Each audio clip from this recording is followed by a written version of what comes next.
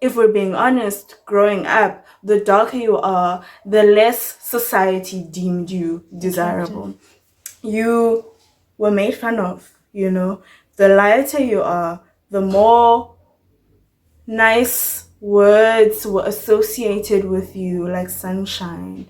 The more people deemed you as the level of what beauty was within the environment that you are looking at. You, as an individual who feels that, no man, I don't like something about myself, why don't you like that thing about yourself? There's always a reason to how you feel and how you view yourself. There's a link. And what is that link for yourself right now? Like what we're finding right now is we're in this body positive movement, and somehow people have associated body positivity to being fat positive or thick positive. And so you'll find that people feel like they are being body positive when they are bashing people that are petite. What is that? You're taking us backwards. You're creating a society where someone who looks like her now must feel uncomfortable for who they are.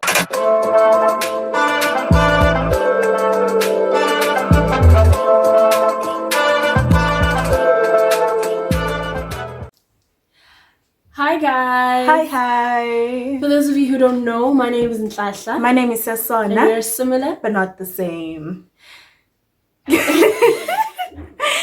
Okay, so today we want to have another body positive discussion with you guys. We have decided that it's high time we spoke about the link between our self-esteem and society standards, or what society deems attractive, and how that affects so many of us, whether we like to admit it or not.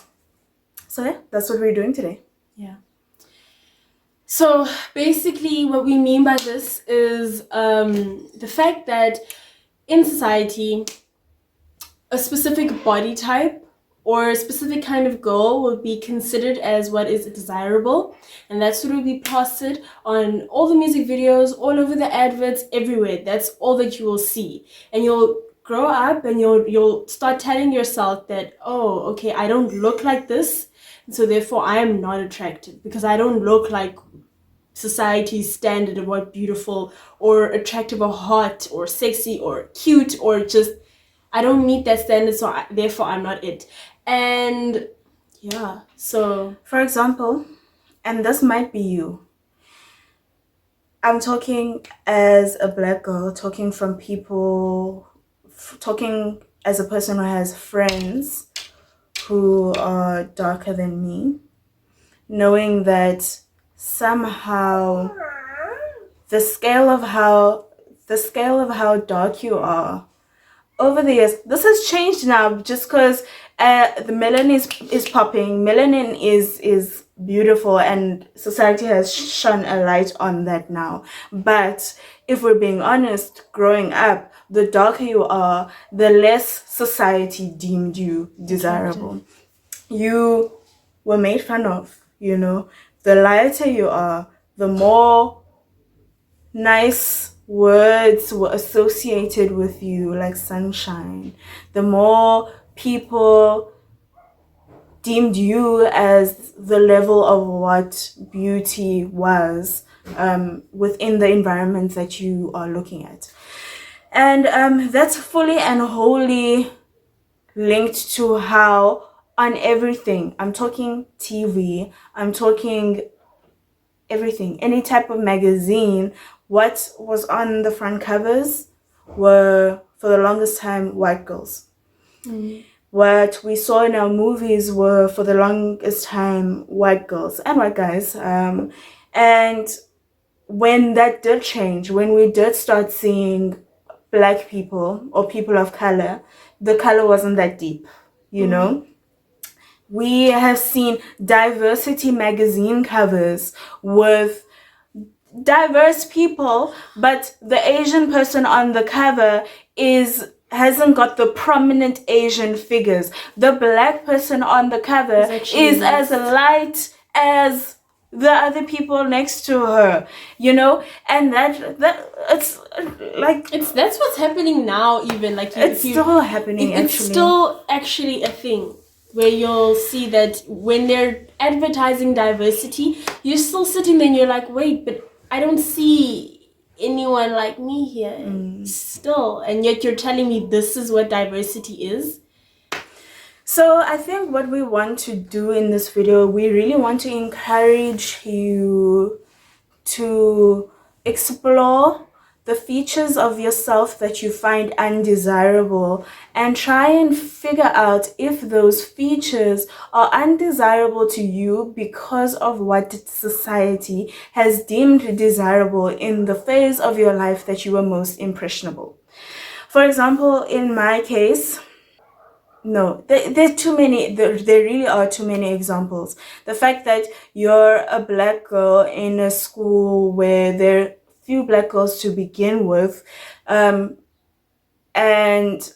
what is deemed desirable are all the girls who have the straight long hair, who are thin, who have the straight nose, who have the blue eyes. The bluer your eyes or the deeper your green, the more attractive you seemed.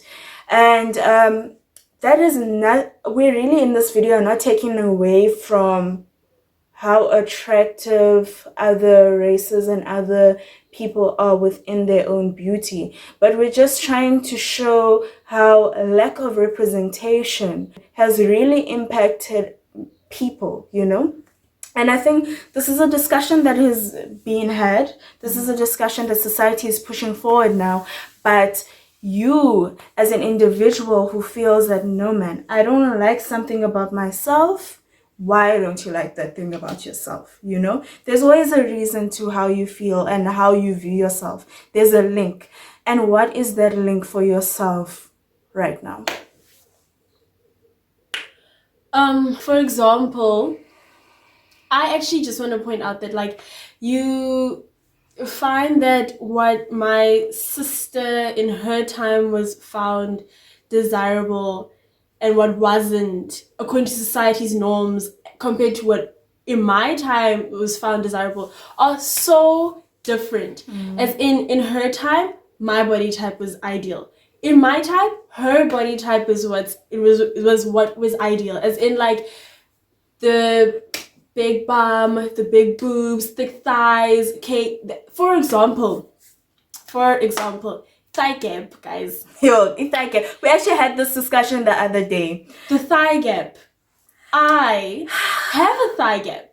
Well, I mean, it's disappearing now because I'm gaining, but that's fine. But when it was such a big deal in your thigh gap, I was telling my sister that, like, yo, dude, like, I would be asked in a thigh gap. Oh, we're looking at thigh gap for you. What the And it's like, I didn't even know what this was. Like, I didn't even know that it was something people looked at. Now all of a sudden I was standing in front of the mirror looking at myself wondering, I have a thigh gap. What the hell?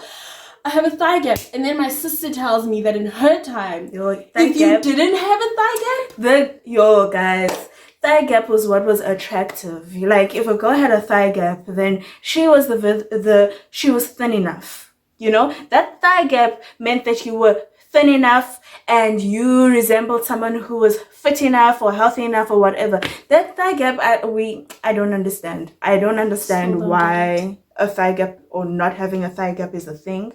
But that's just a prime example of how society's views impact you, because I knew that I would feel so insecure knowing that my thighs were forever all my life just creating friction. And it was something that I was so self-conscious about. Like, if I was wearing shorts, I knew that my shorts would rise up and it would highlight the fact that my thighs were touching. I was always uncomfortable. I was always making sure that I was wearing clothes that are long enough that wouldn't ride up, actually. And I remember, even for myself, there was a point where if I was wearing something short, right, it would never be that short. I'd always make sure that it's at that level of my thighs where my thighs start to separate. right? It was a conscious thing. It's actually now I'm realizing it as we're filming that was a conscious decision that I used to make. Like I used to feel like I looked better if my skirt was at that point where my thighs were starting to separate, which is it was a low down there. But that society standard affected the way I viewed myself, and it affected the way that I was acting within my body. And I think the question is, how do you let that go, right? Because you see things all the time that affect the way you view yourself, right? You look at photo shoots and articles, you go through Instagram, and Instagram shows you what is ideal right now. And how do you now take what's being thrown at you every day and say, oh, yeah, no, that's not, yeah, it's attractive for that person, but I'm attracted in my own light and in my own right. Because the truth is, as much as we want to shift society and we want to change the way society misrepresents people, that's not something that's going to happen like this. Like what we're finding right now is we're in this body positive movement, and somehow people have associated body positivity to being fat positive or thick positive. And so you'll find that people feel like they are being body positive when they are bashing people that are petite. What is that? You're taking us backwards. You're creating a society where someone who looks like her now must feel uncomfortable for who they are. And then in a few years which I feel like is what is happening. If you look closely, if you look deeper in this whole body positive thing, that's, and I don't want to say this because like I don't want to, like we like being body positive does not mean that you have to be against the one to be for the other. That's not what we're trying to say, and that's what people are missing. That's the link that we're missing. What we're saying is that we are all equal.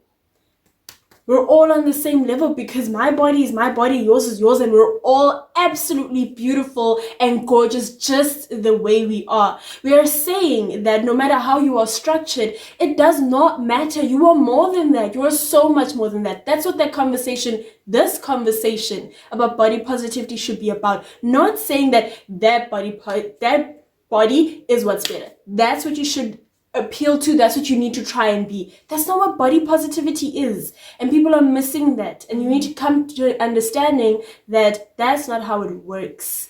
And also making it more personal, learning to accept yourself, or you being on your own body positive journey, is not altering yourself to look like the ideal body. That's really not it. And I want us to recognize something, right? Over the years, since I made this example, Kim K. Since Kim K has been in the public eye, she has been a staple of attraction, or what is deemed attractive, right? But if we're being honest with ourselves, Kim K's body has been changing throughout the years according to the standard of what is deemed attractive. It's the honest to God truth, right?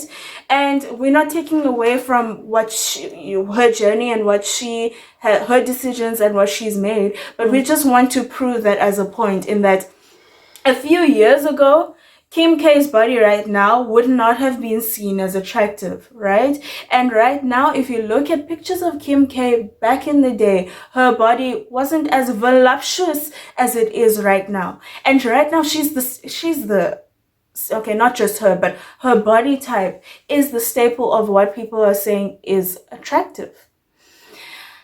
What does that tell you? I think first it tells you that if you are going to constantly be wanting to be what is relevant, then you're probably going to wait decades until your body type comes into play. Even so, you'll never be happy with yourself because it'll be in play for that period of time and then out again. And then what happens? Your self-esteem plummets all over again. And it's the same cycle over and over again. what we're trying to say is don't put your self-esteem, don't put your self-worth in the hands of society and what they deem is what is attractive and whatnot, because they change. Our bodies as females, and I think men as well, I can't speak for men, definitely but men as well. Do you know why? Recently, Rihanna came out with her Fenty Savage campaign, and for the first time ever, she had a male model who was plus size.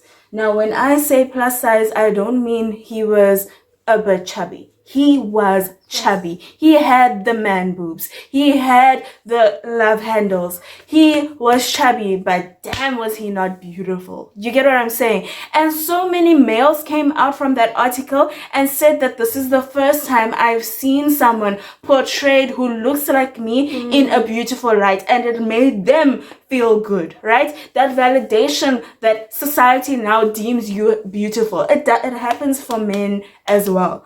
And the only way you can stop tying how you feel to what everyone else is looking at is to be aware. I think first you have to be aware, and this is what this discussion is about. It's an awareness discussion, because there's nothing we can actually tell you that, oh no, don't watch specific shows, or don't wear specific things, or try wearing clothes that make you look this way. No, because all those types of tips are tips that restrict you and make you and force you to alter your lives to feel comfortable, and that's not what we're about. Honestly, there's nothing that we can really say to you that will help you break the tie between society standards and how you feel about yourself. You need to be aware. The next time you look at yourself and say, damn, I don't like my nose, then you need to understand that the reason why you don't like your nose is because society has shown you this thin nose. That's it, right? The reason why you don't like your flabby stomach is because all you've been seeing is a flat stomach. And female stomachs are not naturally flat in any case. You need to have a bit of flab on your stomach for you to... It's part of the fertility, childbearing thing. We won't go into that. But yeah, you need to think about these things. Yeah, so I think if there's anything that you've taken from this is for you to recognize that our bodies are treated as though they are trends, and trends change all the time. And if you think that you're going to keep up with every trend all the time, especially when it comes to your body, that's a dangerous game to play with your soul, your self-esteem, just your inner self, to treat yourself like that. No, just because society treats us like that doesn't mean you need to go and treat yourself like that. You're so much more than a trend, and we need to recognize that you're so much more than the opinions of society. Okay, guys, I think that's basically what we're trying to say without us overdoing it. We just want you to take this opportunity to look within yourself and figure yourself out. And with that being said, we'd like to first ask you to subscribe, leave a comment, and tell us your opinion, what you think of this topic. Let's actually have a discussion in the comment section. Also, click on the notification bell so that the next time we post a video, you're there. And also, actually, feel free to send us a DM on IG if you want to further this conversation and have a more personal conversation with us. Our DMs are always open. So yeah, thank you guys. I hope you enjoy. See you next time.